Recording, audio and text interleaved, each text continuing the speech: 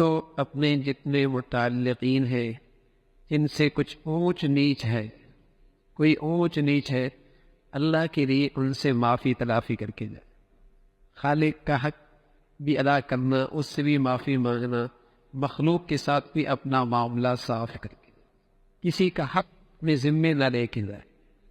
سب سے اپنا معاملہ صاف کر کے، اپنا دل سب کے لیے صاف کر کے،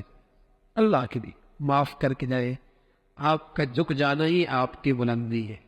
آپ کی معافی مانگنا ہی آپ کی بلند کرداری ہے، آپ کی تواضع ہی آپ کی بڑائی ہے۔ اس میں شرمائے کی بات نہیں، یہ سعادت کی بات ہے، کسی سے معافی مانگ لینا، غلطی کا اقرار اور اعتراف کر لینا، یہ بڑا پن ہے، موقع اچھا ہے، اللہ نے بڑا موقع دیا ہے، تو جن جن کے حقوق میرے ذمے ہیں ان کی ادائیگی کی فکر کر کے جائے،